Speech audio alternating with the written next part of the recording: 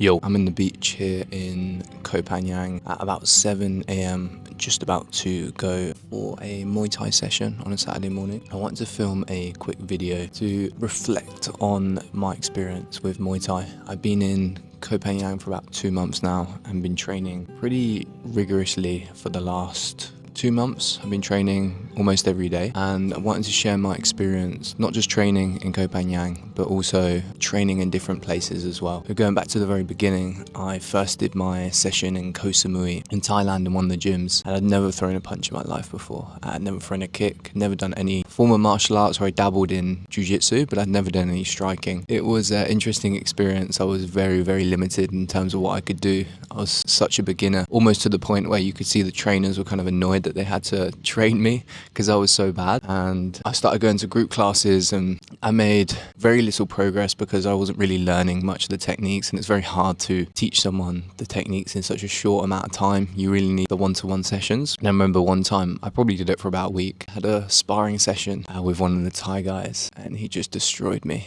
I guess not destroyed me, but just kind of embarrassed me a little bit, just slapped me out, and then I realized that I'm not very good at this at all, and it really knocked my confidence, and I took quite a few hits to the face and couldn't really defend myself. I left pretty disheartened. I'd only really trained for a week and a half. And then it was time to go to Vietnam. I went to Vietnam and I looked at the options to do martial arts there, Muay Thai. And I really wanted to come back after my bad experience in Koh Samui around Muay Thai. So I looked at martial arts gyms and I signed up for one. But this time I did one-to-one coaching because I knew that I couldn't jab, I couldn't cross, I couldn't hook. I couldn't really do anything that was needed to be able to learn faster. So I booked one-to-ones and I started doing one-to-ones on a regular basis. I started to get a lot better. The issue was there was a bit of a language barrier, and it was quite hard to understand what he was saying to teach me the techniques in the best way. But I did get better. My kicks improved. I learned how to throw a punch a bit better. The limitation with the one-on-one, there were no group classes, so I wasn't able to spar, and I didn't really get used to being hit in the face, being able to hit people, defend. And yeah, that was a bit of an issue later along down the line. But it was good. I did it for maybe a couple of weeks. I learnt the basics, the fundamentals on how to jab a bit better, how to punch. So when I next went into group classes, I knew what to do, and I knew that I wouldn't be starting from ground zero and the coaches would get annoyed at me. After that, I stopped. I wanted to continue, but I went back to the UK. So I completely stopped with martial arts, focused more on the gym, and I left knowing how to maybe jab and cross more than before. So there's a little bit of progress, but it was still not that much progress at all. If you put me in a ring with someone, or if I had a sparring session with someone, I would look like I've never trained because I'd never did a sparring session, which was a bit of a problem. And I knew it was a problem, but I didn't really do anything about it at the time. And there was a part of me that was like, do I just give up with Muay Thai? Is this just a dream that I want to do? Well, not a dream, but is this something I just want to do for the ego? Like, is this genuinely something that I actually want to do? So the reason why I wanted to do Muay Thai, I wanted to know how to defend myself, basically. Like a lot of people that get into martial arts for the same reason. And I'd been in a couple of situations when I was at home where I was very close to getting into a fight and I couldn't defend myself. And it's not a case of I wanted to fight the person, which I probably did, but it was more a case of I wanted to know that I was capable of fighting that person if I needed to. And it made me realize very quickly, if I was to get started on, or if someone touched my girlfriend, I was in a position where I wouldn't be able to protect them because I wouldn't know how. Like, I'd try, but I'd probably get beaten up and lose. It's a really vulnerable position to be in when you can't defend the people that you love or defend yourself. I really, really wanted to at least have the basics put down, or at least the basics down, so I could fight and I could protect not only myself but my family. Fast forward now, I came back out to Thailand and I was in Chiang Mai, and I was like, okay, this time let's do it properly, let's give it a go. So I was there for about a month and a half, 2 months, and I started to do one-to-one sessions again. And this time I was gradually getting a bit better each time, and I was seeing improvement and I was enjoying it again. And there were group classes there, but I didn't go. And the reason I didn't go is because I was scared. Like, I was scared to do the sparring. I'd never done sparring before. I was too scared to get punched in the face. I was very reluctant to use some of the skills that I've learned through the one-to-ones to go in the ring, because my technique was good now. Well, I had the basics down, and now it's just a case of getting used to moving, defending, attacking people, and predicting where people were going to throw punches. And I guess there was resistance because one, the ego was getting in the way. It knew that I wasn't going to be very good at it at the start. And then two, I was a little bit worried about, the consequence. Would someone just beat me up in the ring like they did in Koh Samui, right? So there was that resistance there. And then I was in Chiang Mai. I did one group class and I never got to spar in the end, which was really disheartening. And then I left and I went back to Vietnam for 3 months. I decided not to continue with Muay Thai. I decided to go back to the gym, and I did really enjoy the training at Chiang Mai. I bought gloves. I was more in this time. I was gradually getting better. I was enjoying it. And it was just such a shame that I let my fear of not being good enough get in the way.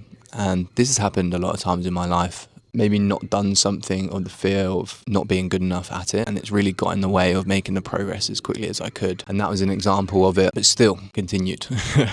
I'm still not very good at Muay Thai, but I'm not giving up just yet. So I come to Koh Phangan after Vietnam, and I'm like, right, I live 5 minutes away from a Muay Thai gym, a pretty good one. Let's just give this one last chance, and let's go every day, group classes, see how much progress I can make, see if I like it, and then after that, then we can see if this is actually something that I want to do or not. So the last 2 months I've been training every day, and the group classes, I wish I just done them earlier. I'm really annoyed at myself that I didn't, but hindsight is a wonderful thing. But the group classes, you make so much progress because there's so many different types of learning in it. You do the pad work, you do the skipping technique, and then more importantly the sparring is where you learn a lot of what you learn through the technique, and you learn how to defend yourself properly, you learn how to improve your reactions. So it's really, really important. I'm so glad that I started going to the group classes on a consistent basis. Obviously, I'm nowhere near that good. I've only been training for 2 months, and then before that, not really consistently, but I'm way, way better than I was before. Like, I can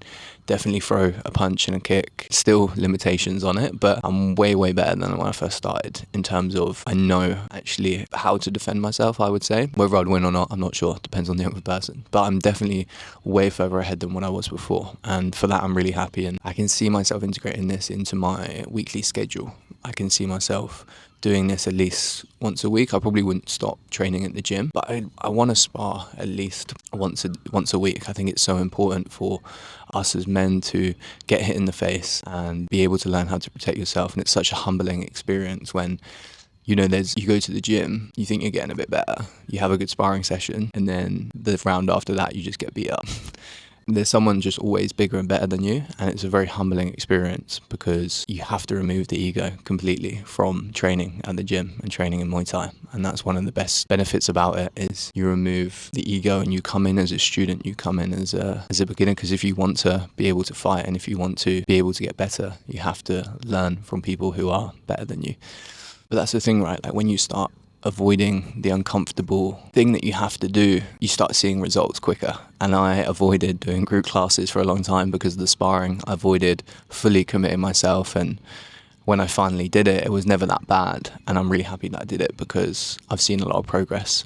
And it's the same with anything. It's the same with recording right now. Like, I don't really want to record, there's people here, but it's uncomfortable. And then after, when I post this video, when I record it, when I edit it, I'm gonna be so glad that I did it. So it's pushing through those uncomfortable times, the things that you really don't want to do, that have the biggest reward after them.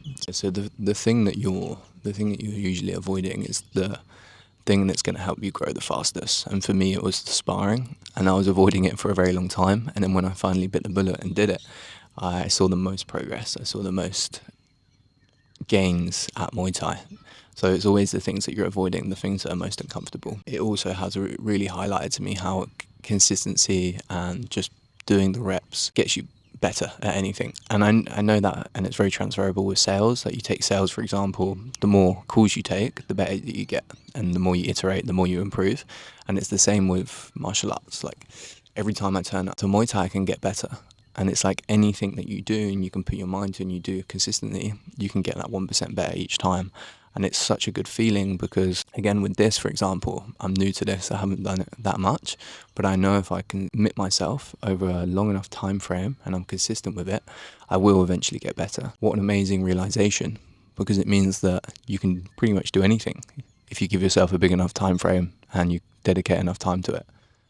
And I think if you come in with that mindset and that frame of mind approaching a lot of things, then you could become very skilled and very talented at a number of different areas of your life, which is great. Or if not, you can try and experience things and you can get like semi-good at them, and you can experience life more fully because you have all these different experiences and different skill sets. It's kind of crazy how many connections there are with sales and martial arts and Muay Thai, the ego being one of them as well. You have to put your ego aside in sales. If you come into sales and you think you know everything and you know how to run a sales call and you think you can't get better, then you're not going to get better and you're going to get humbled quite quickly. And it's the same as Muay Thai. You go in the gym, you think you're the best there, then you're going to get slapped about and humbled pretty quickly as well. So it's all about removing the ego, and the more that you step away from the ego and become a student, become a learner, then the faster you can grow in any area of your life. I wanted to start Muay Thai to protect myself and my family and the people that I care about. To be honest, I'm still not that great at it, but I turn up every day and I still get humbled pretty regularly. But what it's made me realise is that's what it takes to build anything worthwhile. Not getting punched in the face every day,